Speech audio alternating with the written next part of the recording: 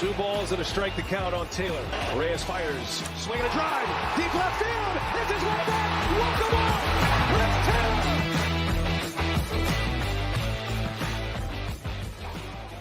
What's up, everyone? Welcome into DodgerHeads Live, presented by DodgerBlue.com, part of the Blue Wire Podcast Network. My name is Jeff Spiegel, joined tonight by Blake Williams, here to talk Dodger baseball. Tough 3-3 week, but they do take 2 out of 3 from the Yankees. Blake, the Dodgers are 41-26. They hold an 8-game lead over the Padres. I want to start with this, though, Blake, and I know this is partially off topic, okay, but I want to just appreciate the fact that we get to cover professional baseball and not college baseball. As some people know, I'm an Oregon Ducks fan. The College World Series is happening. I don't pay super close attention. I want to read you a sequence of events that happened. The Ducks went in with an 8-4 lead and then did this: walk, single, strikeout, walk, strikeout, walk, hit by pitch, walk, grand slam, walk, and gave up 9 runs and are now losing in that game. So it could be worse, Dodger fans. I know they lost today, but it could be worse.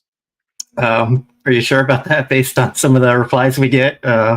It seems like nothing could be worse than the Dodgers, but it was nice to see them actually take 2 or 3 from the Yankees there. So hopefully they can keep it going and keep playing good baseball. Yeah, again, they go 3-3 this week. They take 2 out of 3 from the best team in baseball, the Yankees in New York. Yes, no Juan Soto, which I'm sure will get mentioned. And they are 41-26 with an 8-game lead over the Padres in the National League West. Thank you to everybody joining us live on Facebook, live on Twitter, live on YouTube. We appreciate you. Those listening after the fact on Apple, Spotify, or Google Podcasts, we appreciate you as well. A lot to talk about tonight. We'll talk about this Yankees series right off the top. We're going to talk bottom of the order. Are there anybody in there that we have any semblance of belief they're going to figure it out? We'll talk farm system. We've been getting a lot of questions lately. Are there players down in AAA? Andre Lipsius is a name that's getting mentioned a lot. Are there any players there we think could make an impact? We'll talk bullpen stuff and how incredible that group has been of late. We'll talk a Brusdar Graterol injury update, Luis Robert rumors, all of that. But let's start with the series we just watched, Blake. This was the biggest series of the season in Major League Baseball, not just because we have a Dodgers show, but because these were 2 of the best teams in Major League. They're 2 of the most iconic franchises.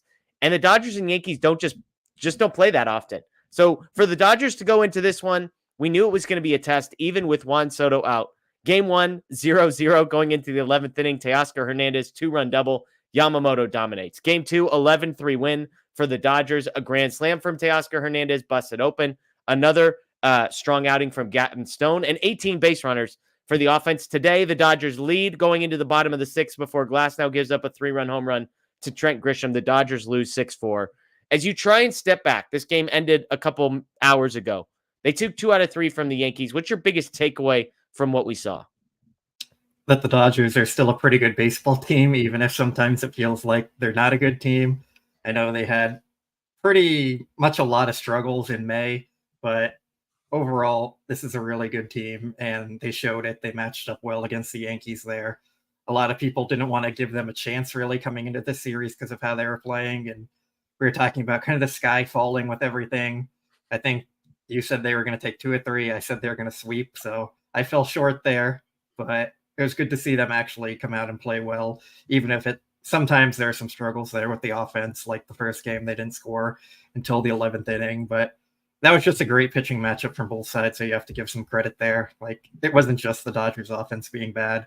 At some point, you have to give the Yankees credit there too, so it was just good to see them playing like we know they can play, and taking 2 out of 3 from any great team is always going to be a challenge, so it was really nice to see that. And look, I said they were going to win 2 out of 3. They won 2 out of 3. I said Teoscar Hernandez was going to be the X factor. He nearly had the biggest hit in all 3 games. So sometimes a blind squirrel finds a nut, Blake, and I found one. So shout out to that. Laura with the super chat. Was Pages safe? Blake, what do you think? Was Pages safe? No, but I think it's close enough where you can't really get mad at how it's called either way.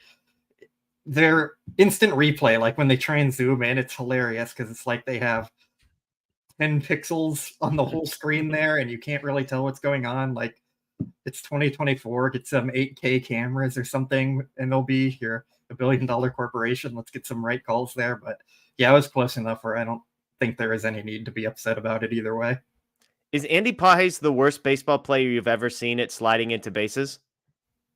No, I've seen a lot of players slide face first into bases and stuff like that, but I just didn't like the whole call there to begin with. a lot of people want to bring up the slide, but the bunt wasn't good either. It was basically bunted right back to the catcher. He didn't have to go very far to get it. It was just in a spot where the catcher could go make a play at third base. So never bunt. That's always my take. And they bunted, and it's not something the Dodgers practice a lot. So when you try and bunt in big situations, it usually doesn't go well. So never bunt, even with Kike Hernandez, the guy we've talked about possibly getting DFA'd, you're still team never bunt, even in that situation? I would have pinch hit with Vargas or something and given yourself a chance to drive in more runs. Yeah. Yeah. Look, there's been a lot of opportunities for Vargas to potentially come into games in big spots.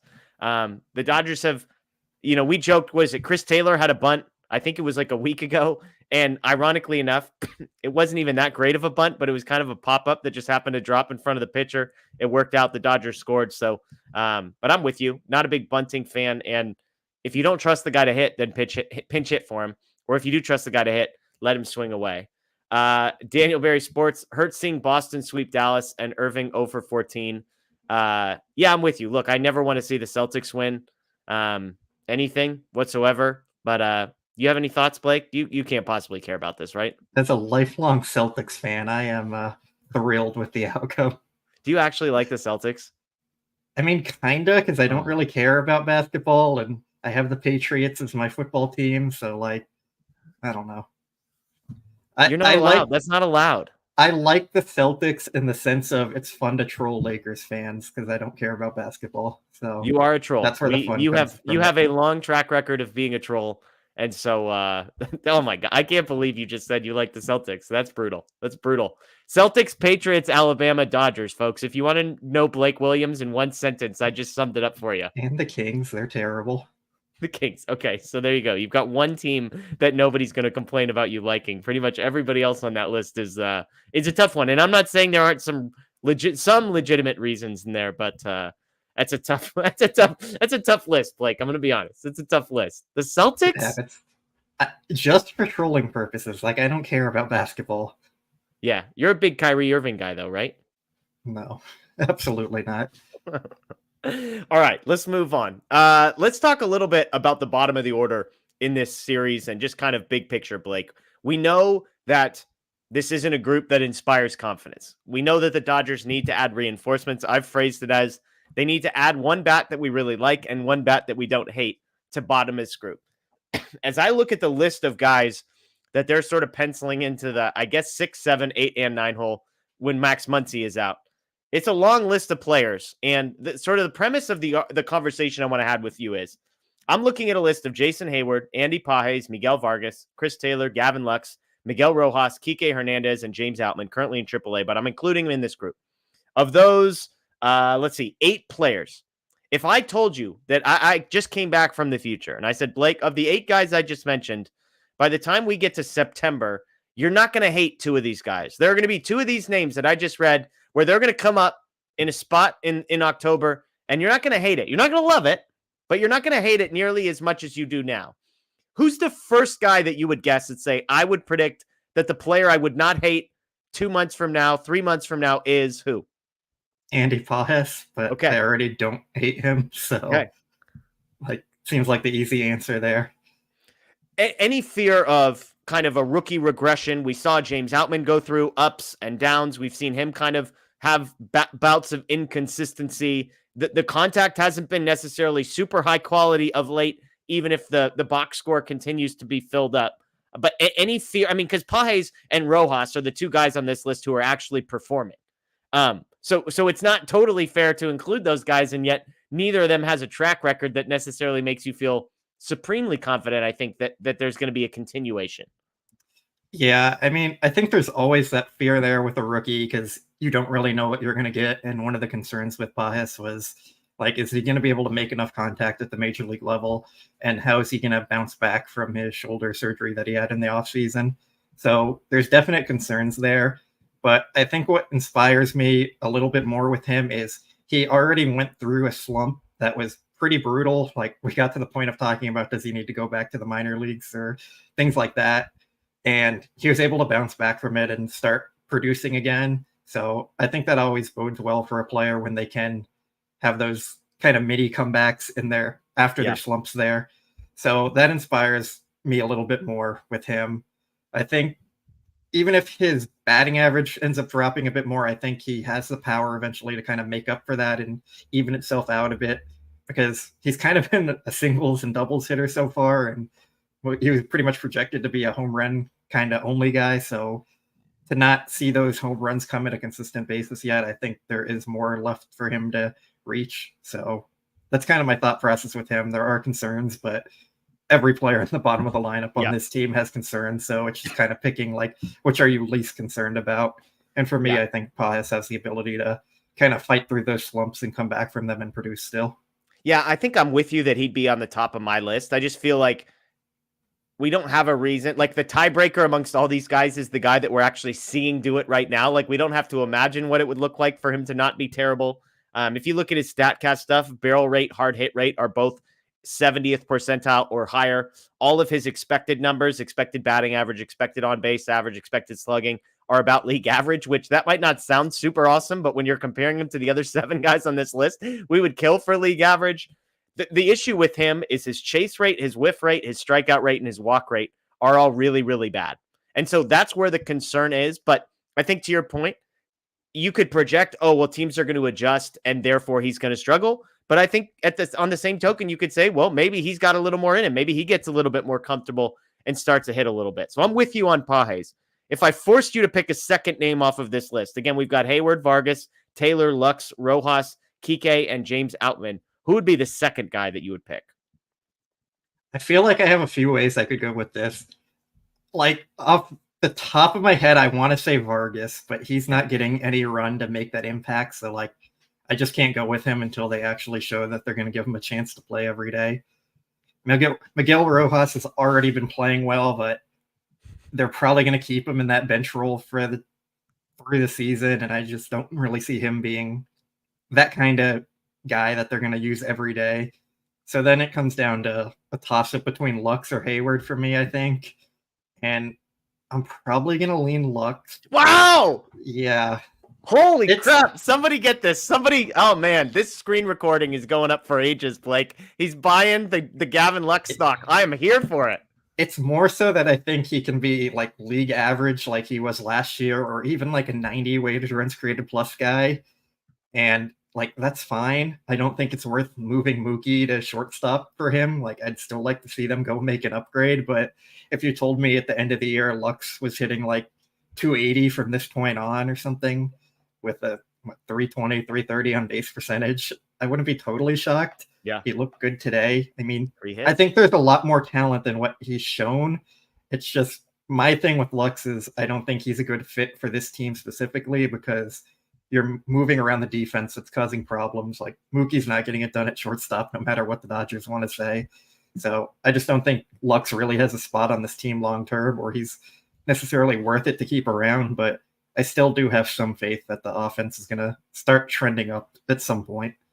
I want to say 3 things. First of all, I apologize to anybody who's wearing earphones and I just screamed in their ears when he said Lux. I was expecting Lux to be at the bottom of his list. It wasn't. The second thing is, it has to be said, we are comparing Lux to the other 7 guys on this list. We are not just, it's not Lux in a vacuum. So that's worth pointing out. And everybody knows I have been trying as hard as I could to hold on to my Gavin Lux stock. 2022, this was a 114 weighted runs created plus guy across 500 plate appearances. 2021, he was a 90 weighted runs created plus guy over to 400 appearances. So he has shown us extended stretches of being a average to slightly above average. I just see the comments. Hitter. All dark blue on Baseball Savant, except for the chase rate, the strikeout rate, and the whiff rate. He's bottom 25% in all expected numbers, exit velocity, barrel rate. And so it's just a tough one. I'm with you. I'm not going to argue with Gavin Lux, because I still want to believe that there's something in there coming back from the knee injury, all of it. And so I just love to see that from you. I'm actually going to go with a name, and you probably know what name I'm going to say, but you didn't even mention it. James Outman. Again, maybe I think the best and the worst in me, Blake, is that I hold on too long. It's that I hold on too long, right? And it's sometimes it comes back around and I look like a genius, and other times people think I'm crazy. I mean, James Outman, 32% strikeout rate, terrible. 32% whiff rate, terrible. just last year, we saw this guy over an extended stretch put it together. His barrel rate was 72nd percentile. He walked 12% of the time. He wasn't chasing stuff. He gets sent down to AAA this year. He's got an OPS of 1058. He's got 4 homers, 4 steals, and 21 runs in 18 games. He's got a 20% walk rate down there. He's got an on-base percentage that's nearly 500. And so I know what it looks like. And again, we're putting in context the 7 or 8 names on here. But I just feel like he's going to get another chance. And I feel like as a guy I've seen do it before, that gives me some confidence. Like, you didn't even mention him. So is he one of the guys at the bottom of the list for you? I think so. My concern with Outman is like what we saw this year is more in line with the track record of what scouts have been saying about him through his whole minor league career. And it kind of seems like his rookie year was a bit of an outlier. And even during his rookie year, he had a lot of like really high points and then really low points. So it was good to see him bounce back from his struggles a bit last year. But at the same time, like, he's always been a guy scouts thought as a 4th outfielder with some pop who's not going to make a lot of contact and strike out too much. So that's just my main thing with him. I think Lux kind of has that pedigree, which is why I went over with him. Like, Lux was a top prospect who was praised for his contact ability and his presence at the plate. So I just think maybe there's a little more in there that I could bet on if I'm picking between them. And like, I feel like Hayward is also above Outman for me too. Hayward has been solid this year when he's played. He was good last year. He's just very much stuck into his platoon role, and I don't really see that changing. So maybe that helps him a bit there. But yeah, I just don't have much faith in Outman figuring it out. Let me ask you this. Do we agree that Chris Taylor and Kike Hernandez are the bottom 2 guys in this grouping of 8? Or would you have Outman down below one of them? No, I'd have Kike last and Taylor ahead of him. So Kike's below Taylor. Yes. I mean, like, you and Scott, I think, talked about this a lot. Like, since 2019 or something, Kike's been one of the worst hitters in baseball, and he's had 1 year being above average. He's had 1 season over an 86 weighted runs created plus dating back to 2019. Yeah, and I think since last year or something, he's the 7th worst hitter in baseball. And that's worse than Chris Taylor in that same time. I imagine Austin Barnes is somewhere in the 1 through 6 in that category. I don't think he's qualified for the list good there. For him. Shout out to Barnesy. Yeah, I mean, I just don't see much upside with Kike. Like, he'll come through with some hits here and there when he's platooning against lefties. But if I had to pick pure upside, I think I'm just going with Chris Taylor there because we've seen him be more productive in a more recent time period than Kike has. So, yeah. It's not like a high percentage that I'm picking there. It's kind of like a coin flip of who's going to be better for me. So, yeah. Chris Taylor is hitting 102 this season. His expected batting average is 149. I've never seen a number that low in expected stats. He has a 114 slugging percentage and a 41% strikeout rate. A 41% strike. If he gets 5 at bats, he is striking out more than 2 times on average. That's an insane list. Kike Hernandez has actually been okay. 73rd percentile in exit velocity and hard hit. Kike's weird because if you look at his Savant page, it's actually semi-encouraging, which is bizarre because the eye test does not tell you any of that. Those guys are at the bottom. I'm with you. Vargas, I think, is the wild card because we know the pedigree. We know the bat is theoretically there. And if he ever got some run and some playing time, then maybe he'd be able to put it together in 20 at-bats this year. He has 4 extra base hits, a home run, and 3 doubles, but they just refuse to use him, which is a weird one. And then Hayward, I think, is kind of like, what's interesting to me, Blake, and we can end this conversation on this topic, it's almost a question of like, what profile do you want? Because if you're like, hey, I just want a guy that's going to put the ball in play, not swing and miss, you've got some options there. Jason Hayward, not a high strikeout guy. Miguel Rojas, elite whiff rate, elite strikeout rate. Even Gavin Lux is like a good, he rates out well as far as chase rate, strikeout rate, and walk rate, or excuse me, whiff rate, versus guys like Outman, Pages, who are going to be like awful swing and miss guys with a little bit of, so it's almost like at this spot, like, do you have a profile that you prefer? Because I know we talk about, hey, just put the ball in play, and yet to some degree, we didn't necessarily gravitate towards the put the ball in play guy, although I guess you said Gavin Lux. Yeah, generally I like players with more power, even if they're going to strike out. But I think when we're talking about getting back on track this year and just being able to be a league average contributor, I'm going to go with the more contact oriented profile. Like, I think it's easier just to slap some singles than it is to start hitting for power if that's the main part of your game there, which is partly why I'm going with Gavin Lux there. Like, if he ends up hitting 250 for the rest of the year, like, we're all going to be fine with that. Yeah. It's not amazing, but I think he has the ability to do that. Is he going to be a great player or even a good player? Probably not, but can he be an average hitter with solid defense? Yeah, I think that's fair. So yeah, that's just kind of my thought process with him. I don't expect much from any of them necessarily, but I could see Lux just kind of becoming a singles hitter and helping to turn the lineup over, which is kind of what we hoped for him in the beginning of the year. Yeah, 3 hits for Gavin Lux again in the final game against the Yankees. So, those balls weren't exactly scorched, but hey, a hit's a hit, goes into the box score as a line drive is literally the thing. So I'd love to hear from people who you like on that list. Again, the premise was, I shouldn't say that. It's not who you like. Who do you expect yourself to hate the least in 3 months was how we set that up. Let's get to a couple super chats here. Sorry for the delay on this. Noah says, congrats, Jeff. You called the X Factor Teoscar Hernandez. Look, I was joking on Twitter about this guy, Blake, being 3 for his last 29 and 0 for 19 with runners in scoring position. And then he does this 2-run double, grand slam, another home run today. I don't know. Like, it's a 3-game series, but nice to see a guy like Teoscar come up in a big spot and break out of a mini slump in a pretty loud way. Yeah, Teoscar seems like a very streaky hitter. Like, he's either going to go 0 for 20 or 10 for 20 in his stretch there. So that's kind of what we've seen a lot from him. So hopefully he just heats up for the playoffs. And seems like he's, as Scott says, built for the big moment and has heart. So shout out to Scott there for all the Teoscar propaganda, and kind of came through today. There you the go. Last few days. The last few days, seriously. Didn't matter tonight. Ozzy, with this, do you want to make a prediction on Andy Page's batting average and home runs? So at the end of today, he's hitting 260 with 6 home runs, and that's across 47 games and 173 at bats. So presumably, he's got 100 games left in the Dodgers season. He plays about 80. I mean, do you think if I gave you the over under of the 260 that he's currently sitting at for his end of season batting average, would you take the over or the under? I'm taking the under easy. I think he's going to be like a 240, 250 type hitter. Okay. And then what's the over under on home runs?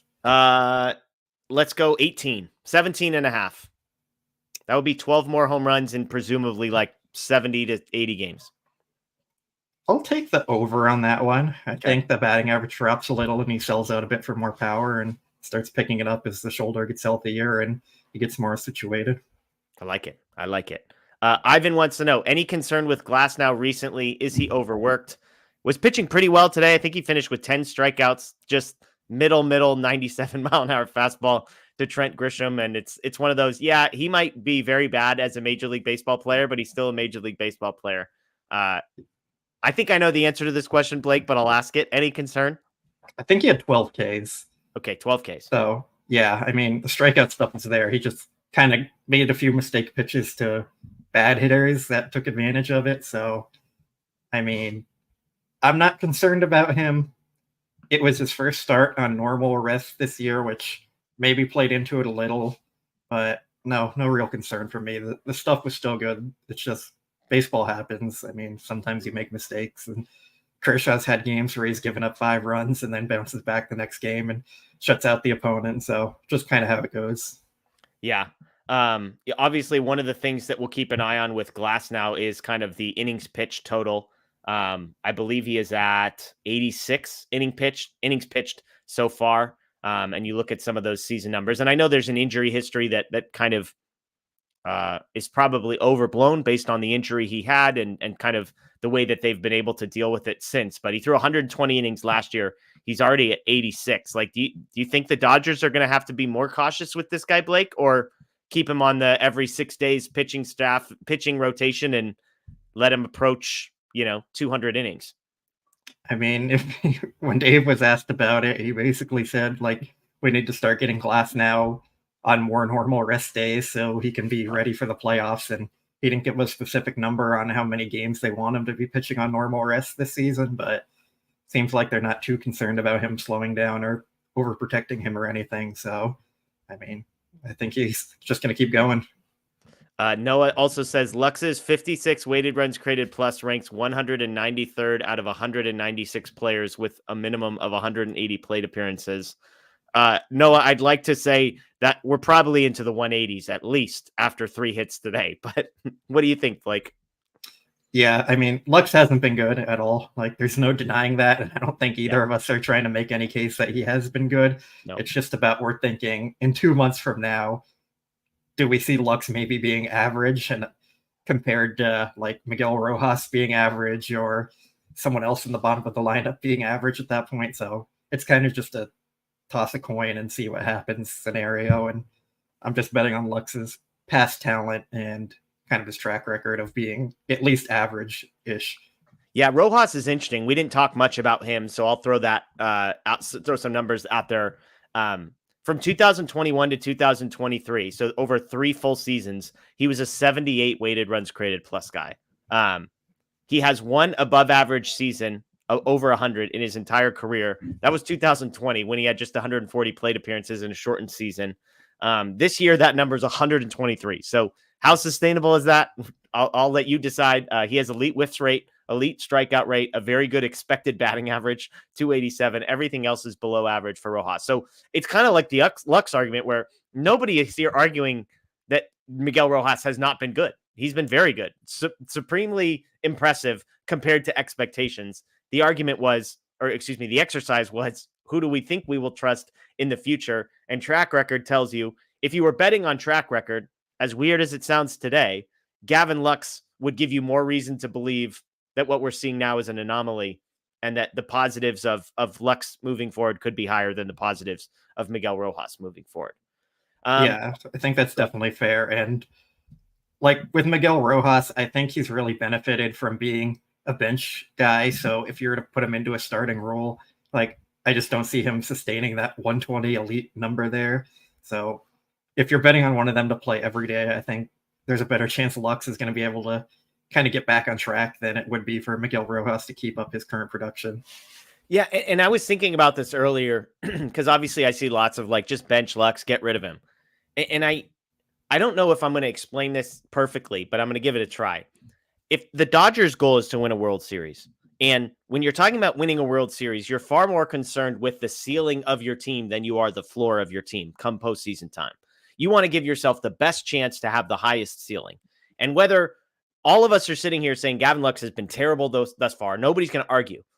It remains the case that Gavin Lux gives the team the highest possible ceiling.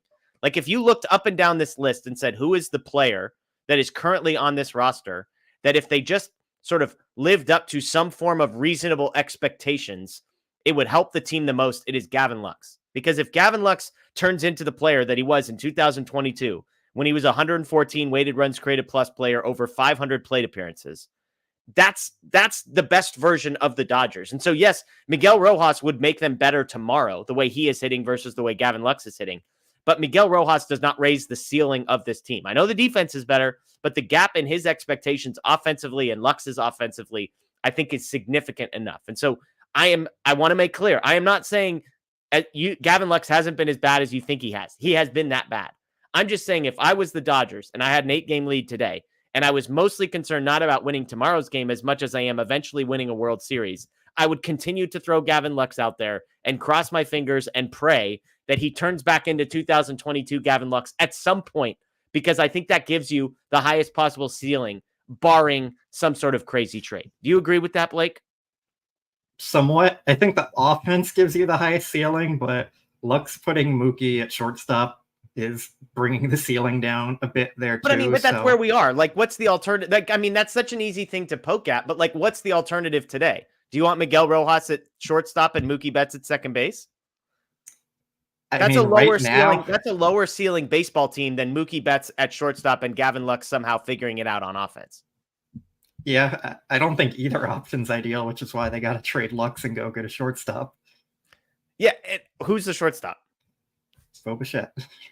Yeah, I mean, I'm just saying, given the players they currently have and the situation they're both, I agree with you. It's not ideal. I'm not saying it's a high likelihood Gavin Lux becomes good. I'm just saying, like, if you played out every scenario and said, which of these scenarios gives the Dodgers the best chance to win? It would be letting Gavin Lux try and figure it out. If he becomes an above average offensive player who's playing elite defense at second base, despite Mookie Betts' defensive struggles at shortstop, that's the best case scenario, I think, of the group of guys that they currently have. That's all I'm saying. Yeah, that's fair. We did have another super chat here. Ozzy saying, everyone looking at the 6-9 terrible batting goals average last year. Braves had a lot of player in 300 and it got them nothing in the postseason. So there you go. You can have a good 6-9. My thing on the 6-9, Blake, if I just had to land the plane, I don't think anybody in the league likes their 6-9 hitters. Like maybe some teams like their sixth hitter. I just think like this is not a unique problem to the Dodgers. It feels probably exaggerated because of how good the 1-4, 1-5 are, because of how much money they've spent, because of the expectations. I just think that finding a 7th, 8th, and 9th hitter is challenging. I don't know. That's true, but I think the Dodgers have also been really bad, even from the standards of 6-9 hitters, and getting in terms of production there. Like Fair. They're kind of getting nothing there.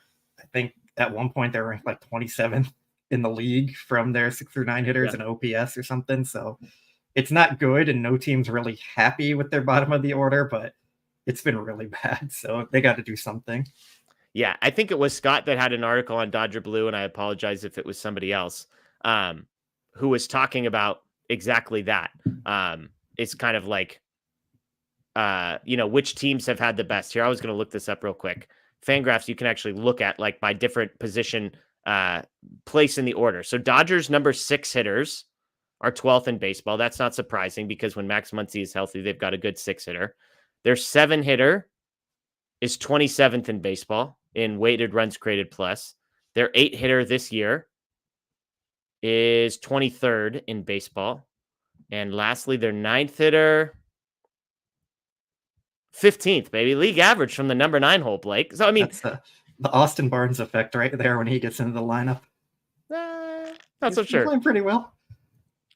Hey, everything's relative. But I mean, again, I think that's kind of the point I'm getting at. It's like our 9th hitter is basically a league average 9th hitter. I know the 7th and the 8th aren't great. The 9th hitter's league average, the 6 hitters are slightly above average, and obviously was probably much higher when it was Teoscar Hernandez or Max Muncy rather than Gavin Lux or Miguel Rojas. But just all I'm saying. All right, let's switch topics here. Let's talk bullpen guys here, Blake, because if we want to talk about things that are encouraging for the Dodgers, it's the bullpen. The Dodgers bullpen as a group has been awesome. As individuals has been elite. Let me throw some numbers at you. Let's talk about our guy, Alex Vesia.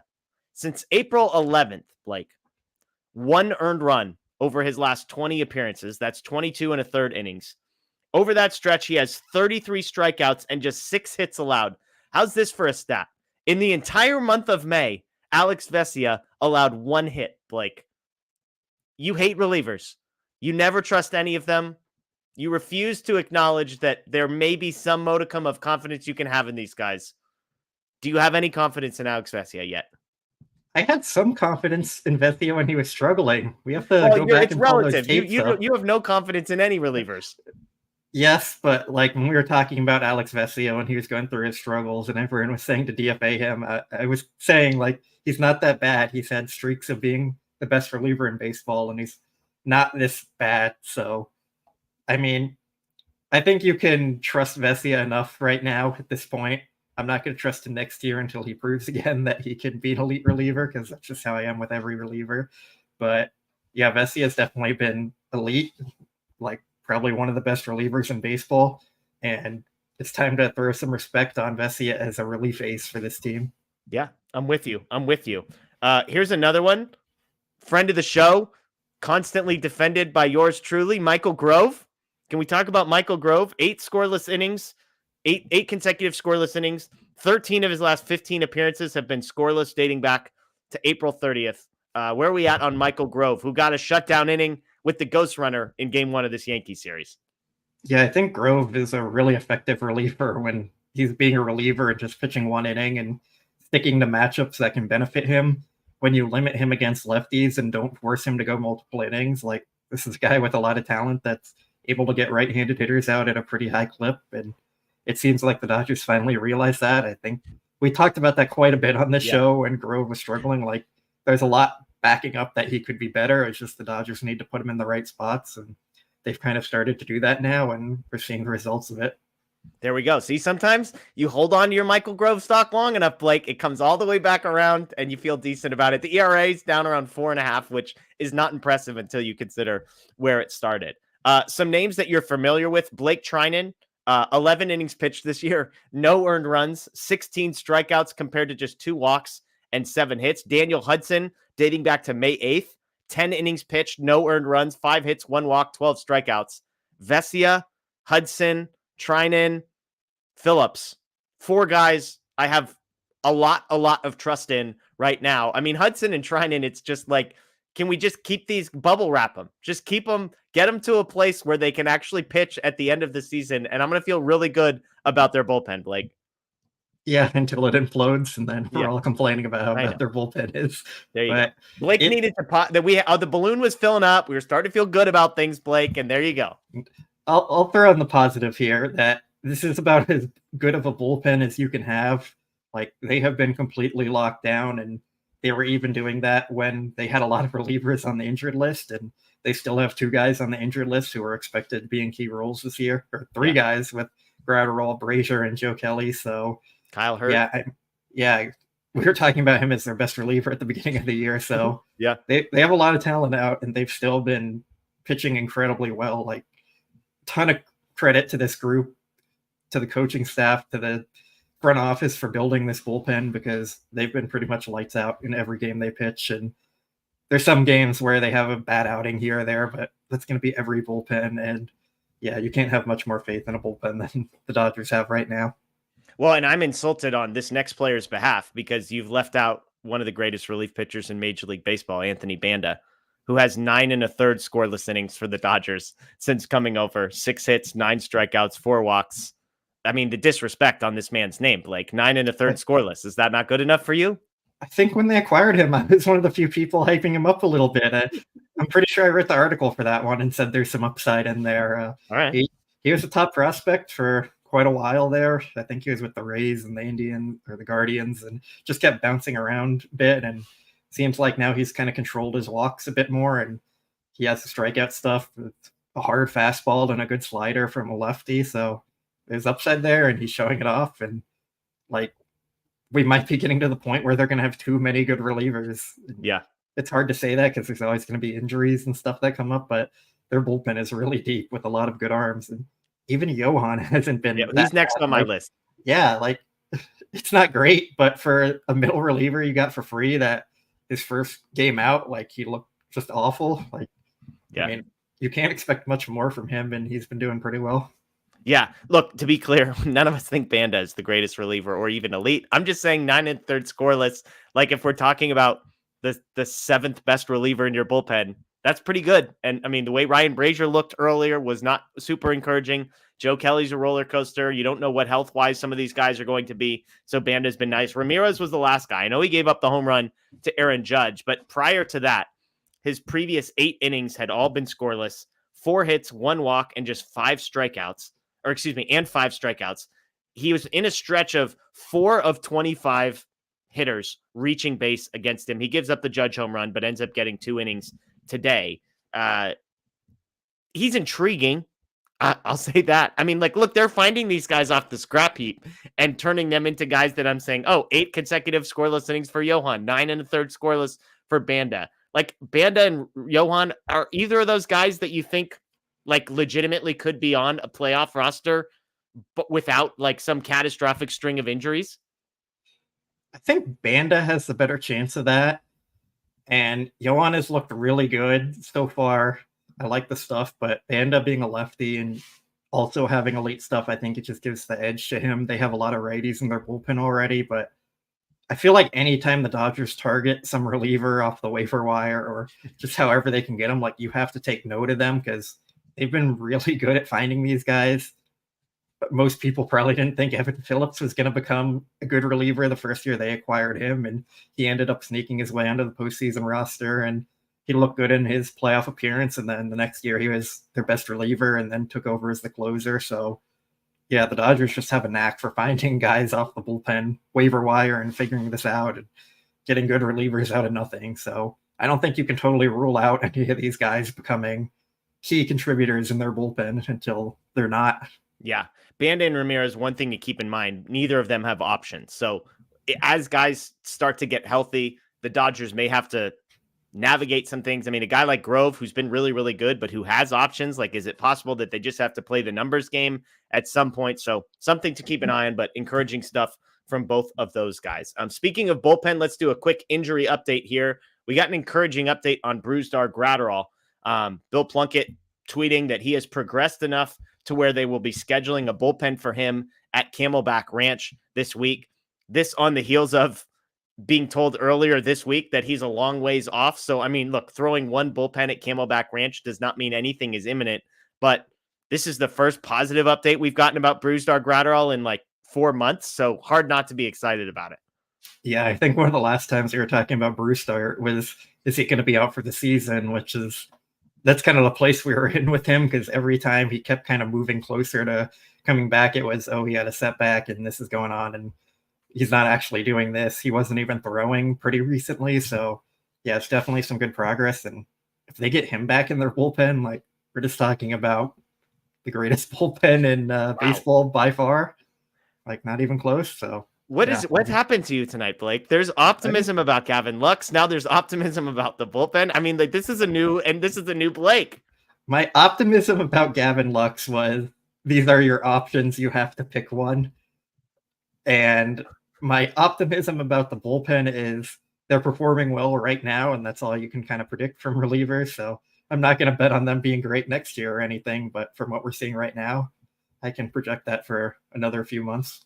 We'll take it. Another super chat from Rod. Always enjoy your conversation. Go Dodgers. Rod, thank you. Thank you as always for joining us. Thanks for the super chats. Again, we appreciate those.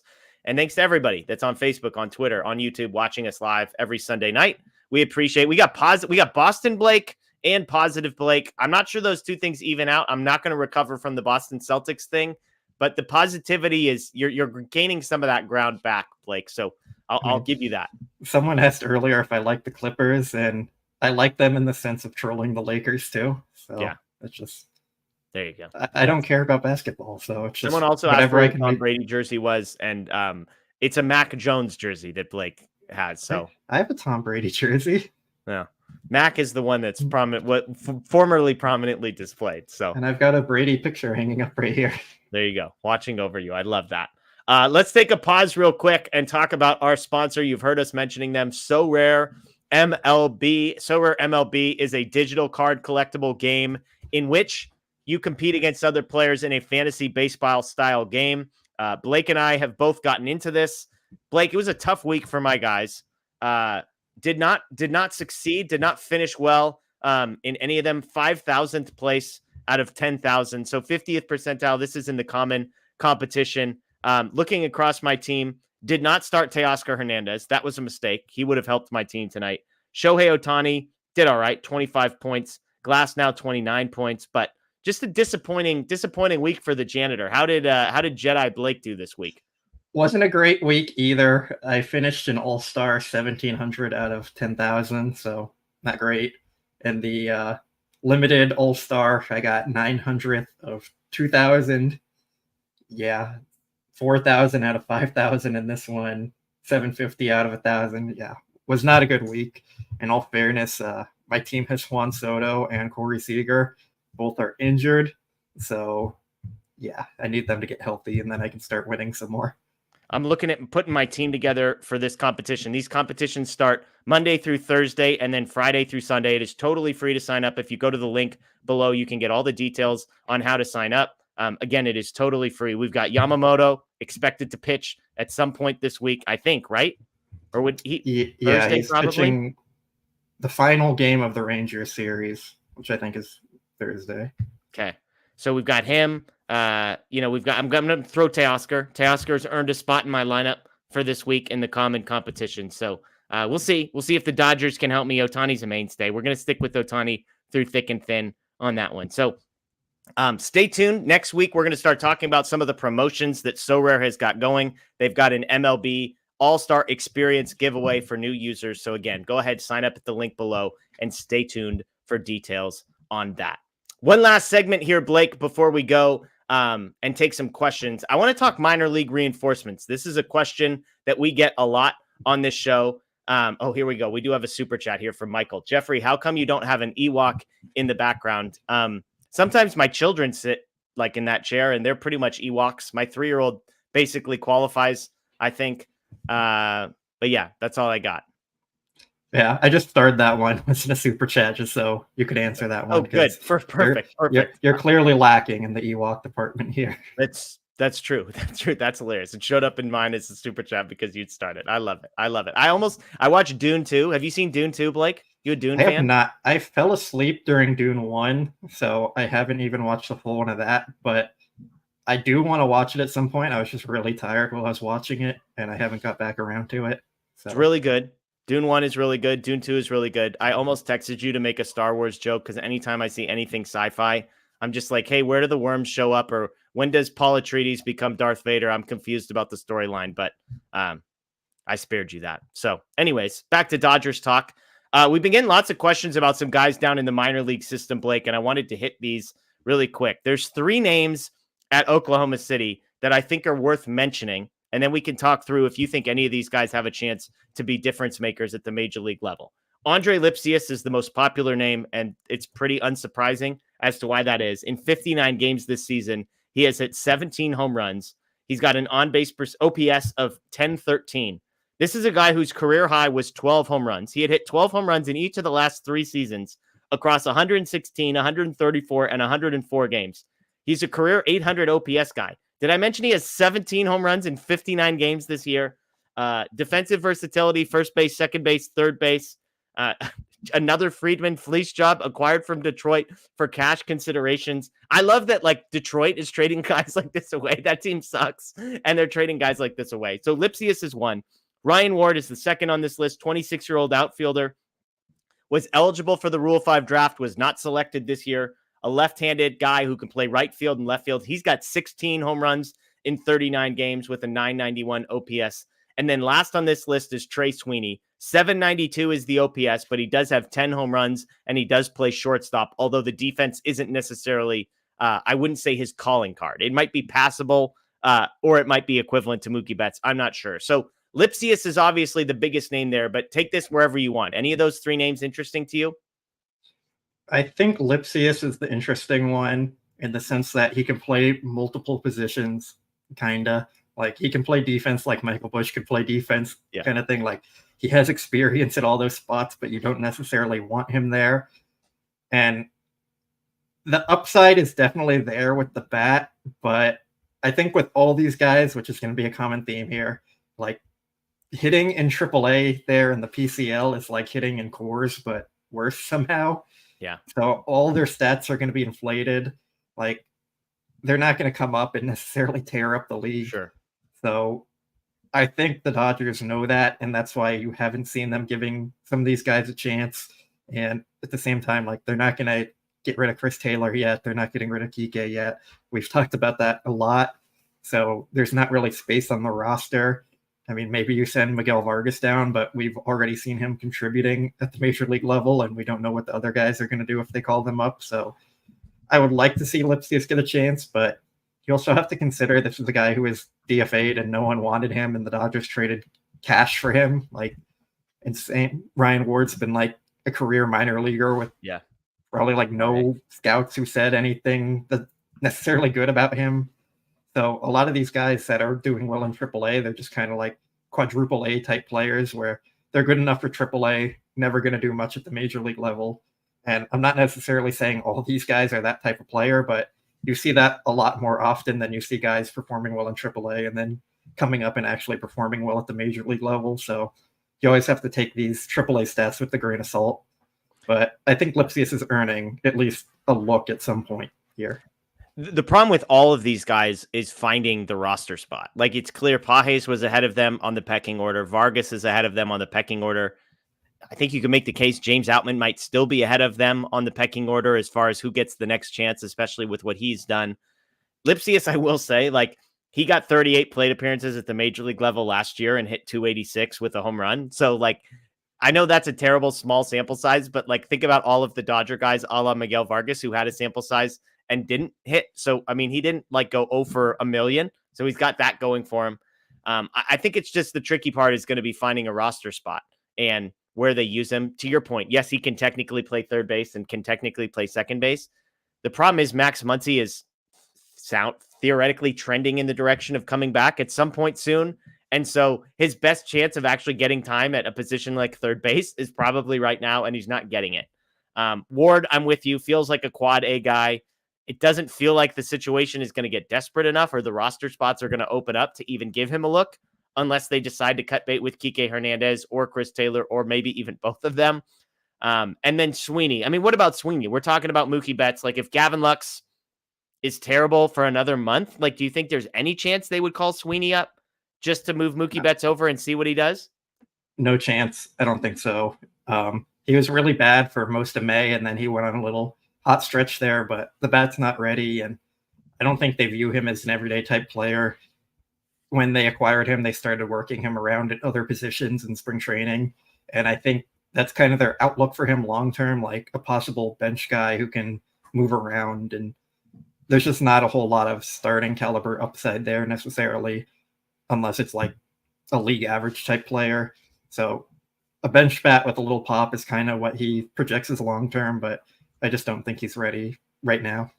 Yeah, I'm with you. It just, all of these guys, I shouldn't say all. Sweeney feels like next year, 2025 is the chance that he's going to get in spring training or whatever. And I'm with you. Ward feels like a quad A guy again, that I wouldn't be surprised if at some point we see him up at the major league level. But I would be more surprised to have him called up than not called up. Lipsius, I think, will get a chance at some point. It'll just be interesting because even if he hits, then what do you do?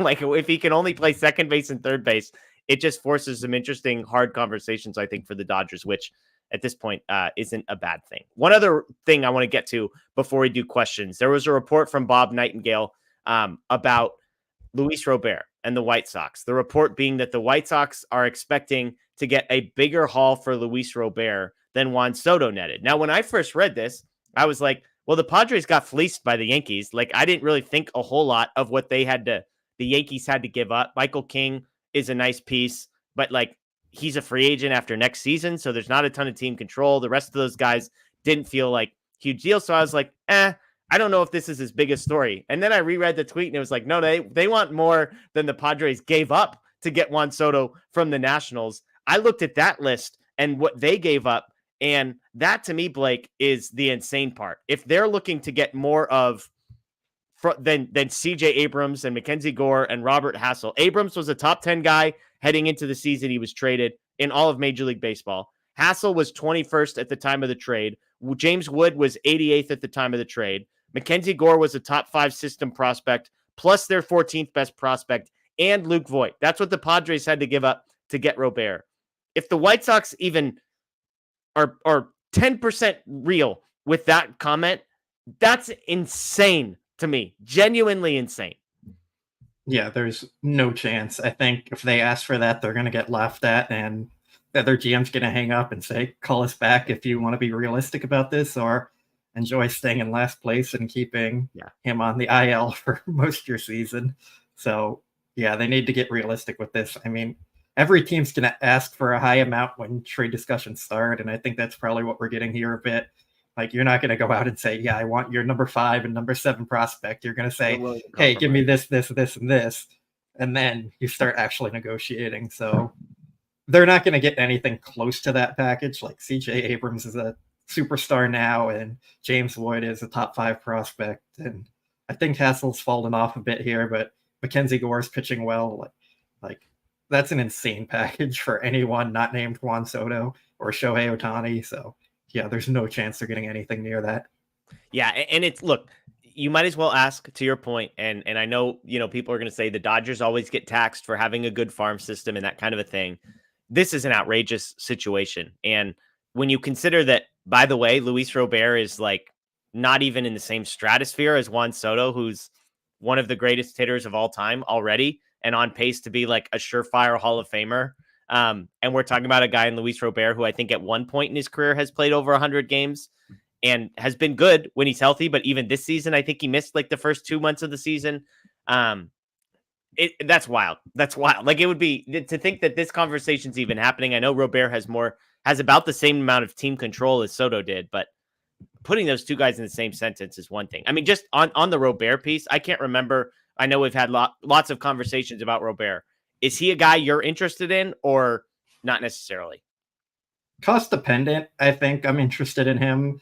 They could definitely use a starting outfielder that you can kind of plug in for the long term, but I'm still at the point where I kind of think you can just fill the holes that they actually have with maybe some more mid-tier, high floor type players, and get by with that, because you don't really need impact at the top of your lineup. You just need guys who you can count on to perform on a consistent basis at the bottom of your lineup.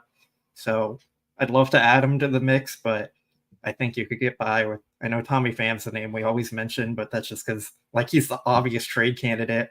I think me and Scott talked about Mark Canha and just guys like that, where you can just count on them to be in your lineup producing, and not necessarily superstar levels, but just good players. Yeah.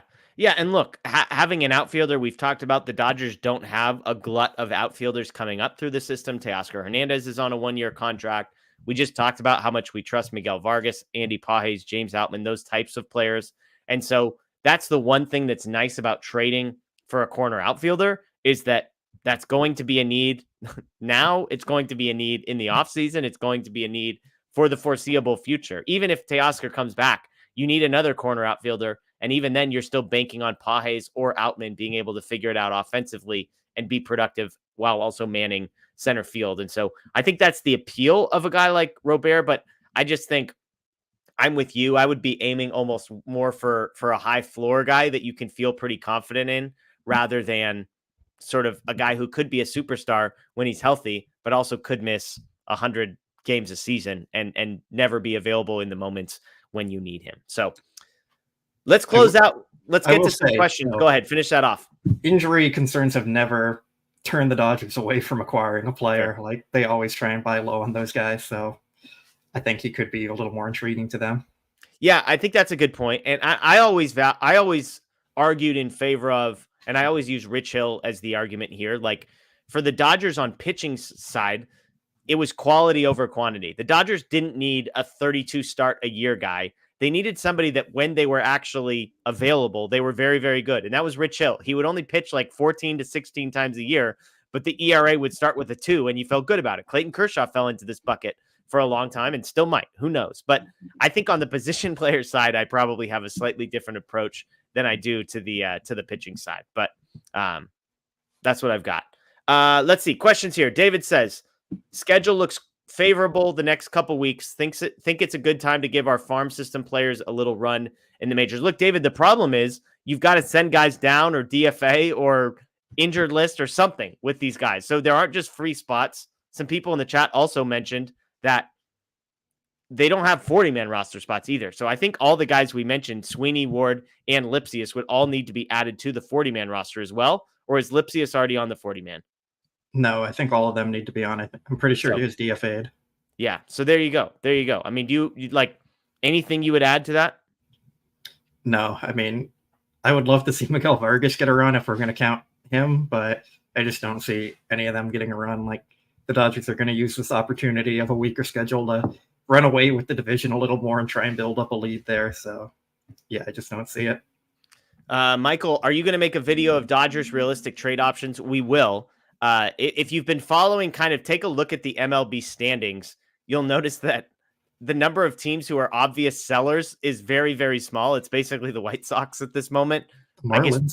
The Marlins, the Rockies. I mean, there's a few is my point. So it's just really hard to project who's going to be available and who's not. So when you say the word realistic, it's probably going to have to wait until we get closer to the deadline, but there will be tons of that content coming. Obviously, it gets brought up in these conversations. You mentioned a couple guys that you and Scott talked about on Thursday night.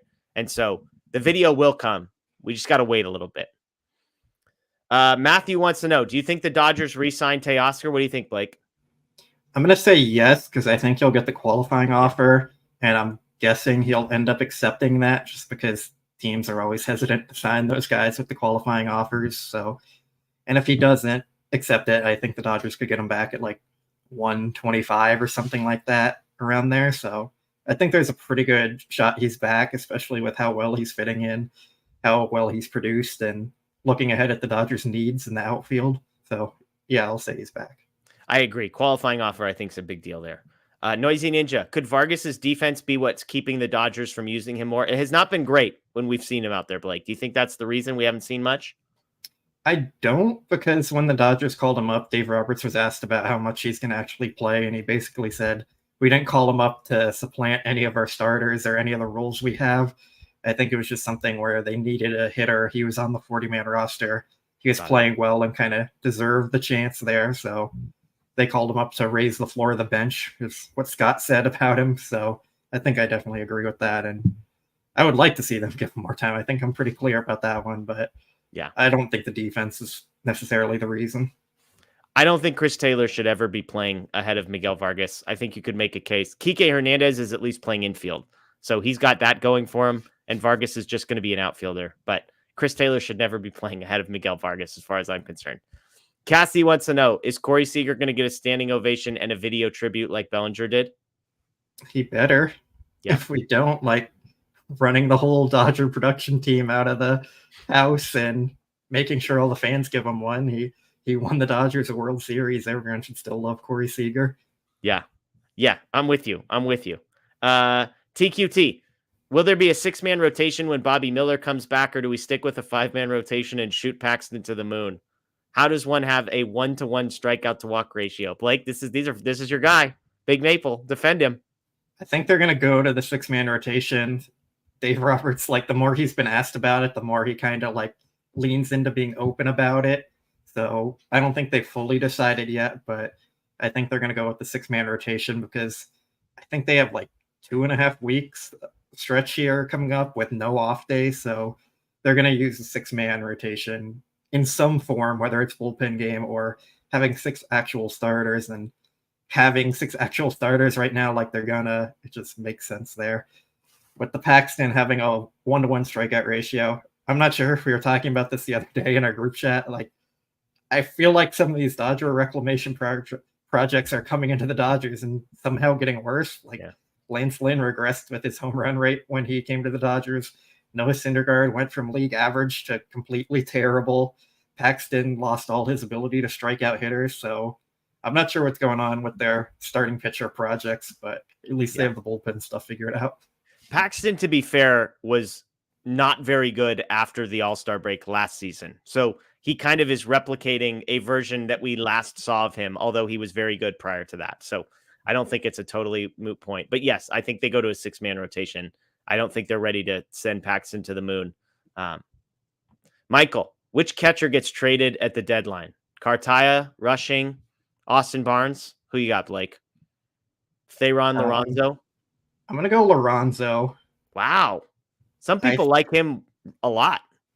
That's why I think he'll be the guy that goes. I think Rushing, I could see Rushing, but I think the Dodgers could also kind of see him as like their long-term kind of backup / heir apparent to Will Smith when they move him off catcher, or possibly even having Rushing replace Freeman. Yeah. So, I mean, you can make a world work where Rushing is your backup to Will Smith for a year or two until they figure that stuff out. So, I mean, I just don't necessarily see him getting moved unless it's in a bigger deal for like Bo Bichette or something like that. But Lorenzo kind of seems like the guy that's going to be the sweet spot for other teams looking to trade for a catcher.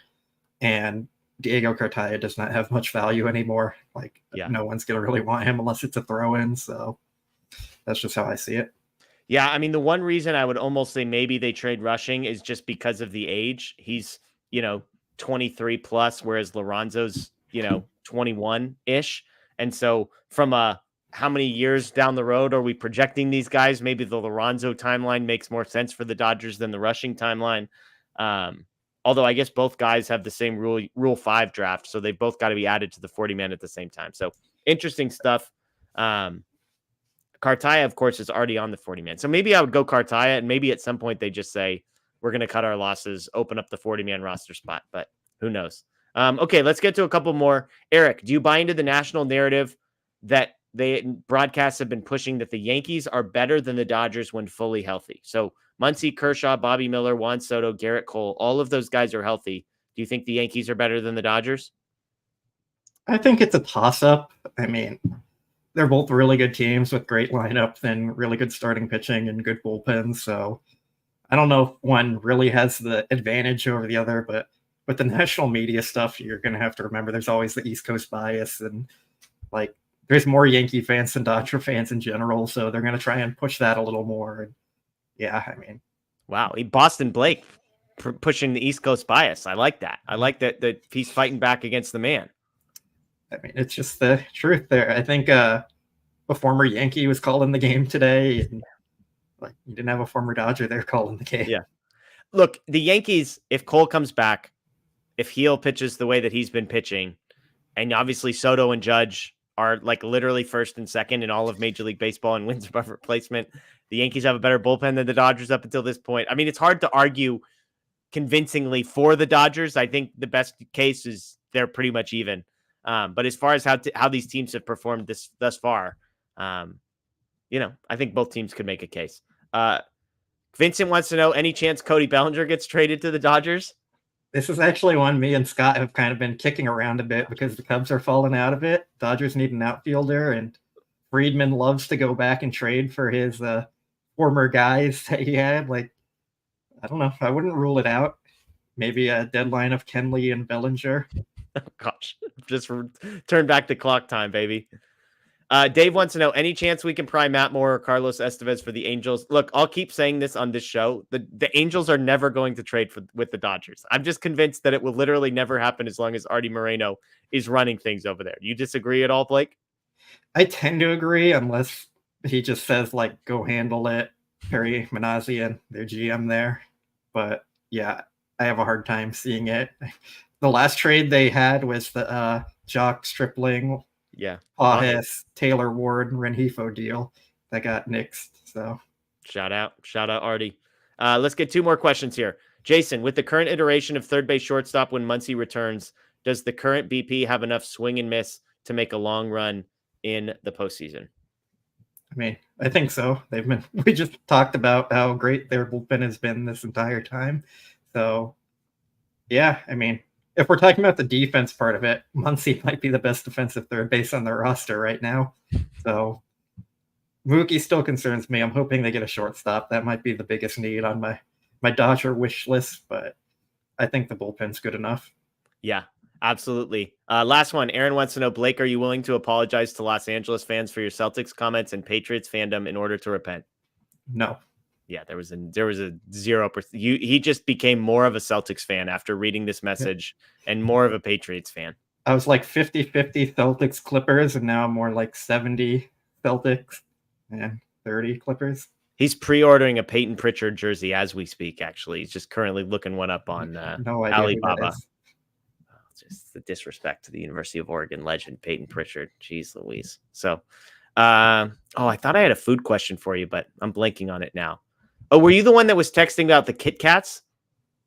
No. Oh, have you heard of, this was what I was going to ask you. Have you heard of Sour Patch Oreos? No, but I don't really like sour too much, so I don't think I'd try them. But they have the Star Wars Oreos out now. What is that? They're just like Oreos with Star Wars characters on them, and then the icing is either blue or red, and you don't know. And you're the guy that like immediately is going to the store and buying those, aren't you? I think they come out tomorrow, so maybe because it's a Dodger off day, maybe I'll go look. But wow. I did also try I think they're called Galactic Oreos or Space Oreos or something, and they have like the Pop Rock candy in them. Those were kind of interesting. Okay, yeah. Hawaiian Care wants to know if you pre-ordered your Oreos.